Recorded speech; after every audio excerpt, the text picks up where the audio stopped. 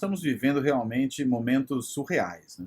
Porque imaginem vocês, não bastasse toda a discussão que o presidente da República promove sobre se deve-se ou não fazer quarentena, o que por si só já é um absurdo, já que todas as autoridades sanitárias mundiais, não só da Organização Mundial de Saúde, mas de vários países, têm sido taxativas da importância da quarentena. Veja-se aí o caso dos países que não fizeram, como é o caso, por exemplo, da Itália, né, que demorou muito ali na região de Milão, na Lombardia, para fazer a quarentena, e hoje colhe os frutos disso, e não são frutos nada doces.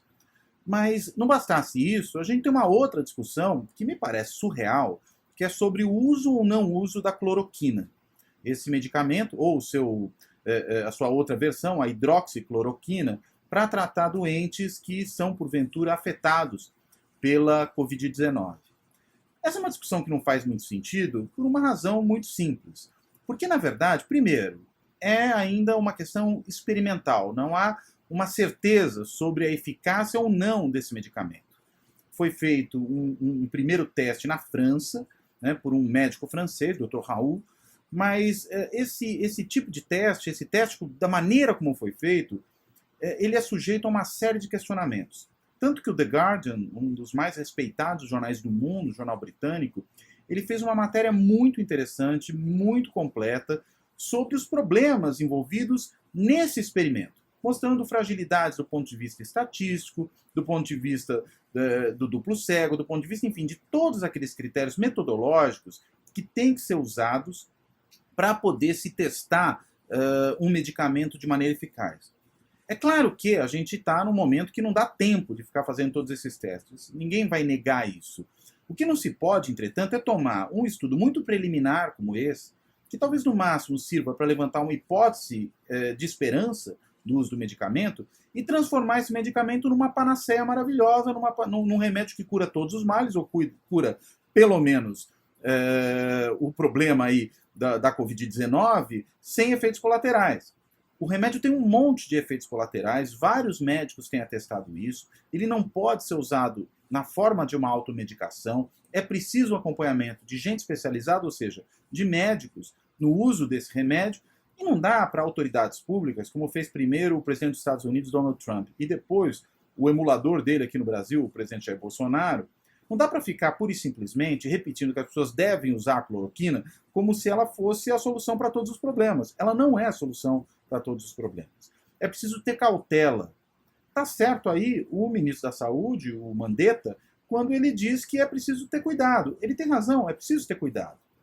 Mesmo a médica do Hospital Albert Einstein, Nise Yamaguchi, que foi convidada pelo governo para defender o uso da cloroquina em reuniões feitas lá, e que até foi cotada uns dias atrás, quando se falava aí da possível demissão do Mandetta para ser a sua substituta, já que ela defende o uso nas etapas iniciais de tratamento de doentes não graves desse medicamento, ela mesma diz o seguinte, ó, não se pode politizar essa questão. Eu usaria um termo um pouquinho diferente. O problema não é a política, o problema é o partidarismo da questão. Não se pode partidarizar o uso de um remédio. Né? Ainda mais um remédio sobre o qual ainda não se tem nenhum tipo de conclusão mais clara na área médica. E veja, não ter uma conclusão mais clara significa pelo menos duas coisas. De um lado, que pode ser sim que o remédio funcione, e daí talvez seja o caso de usá-lo, sim, em certas situações, mas pode significar, de outro lado, que pode ser ruim usar o remédio em vários casos, que ainda não são conhecidos.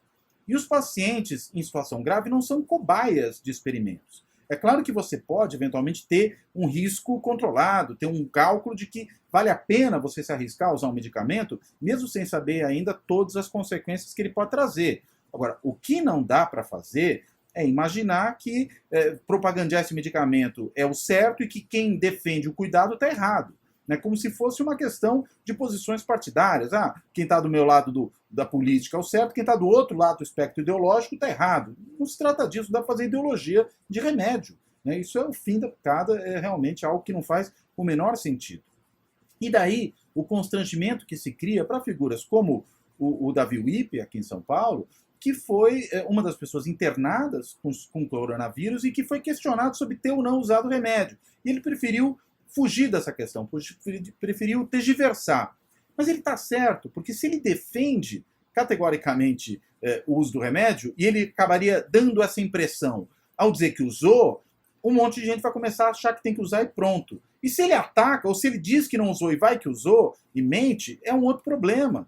Ou seja, manter a reserva nesse caso é uma cautela necessária, né? Porque, sendo ele um especialista na área, qualquer coisa que ele disser de maneira mais assertiva pode ser interpretada como uma autorização ao uso ou não uso. Porque se ele diz que não usa, então fala, puxa, se nem ele usou, então talvez não seja o caso de usar, mas talvez seja.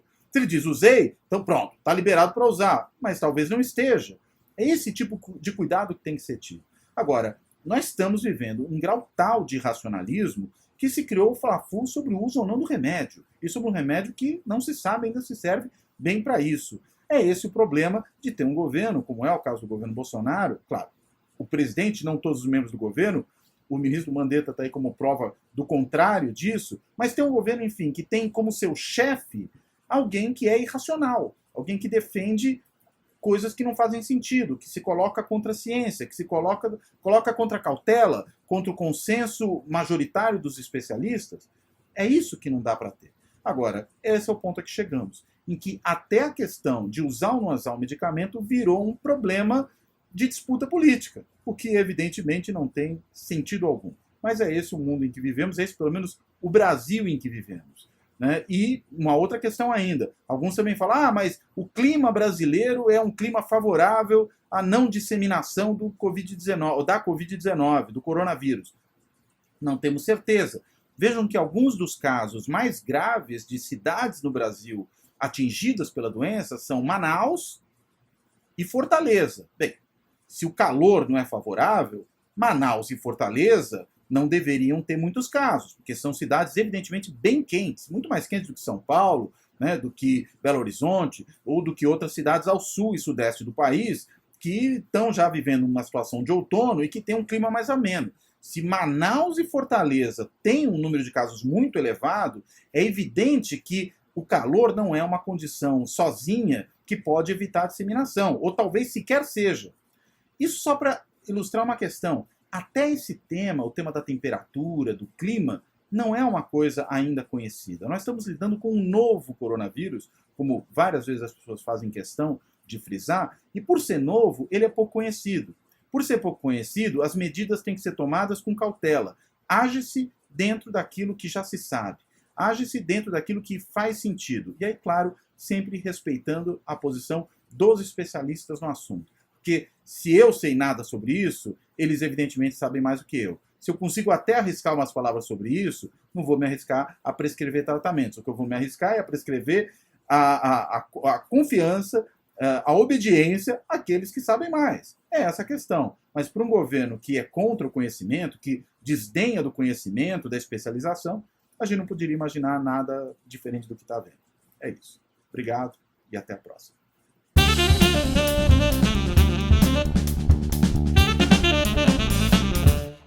Se você gostou desse vídeo, não deixe de se inscrever nesse canal e, claro, colocar uma curtidinha aí embaixo, porque sempre ajuda o canal a se fortalecer. Obrigado, até a próxima.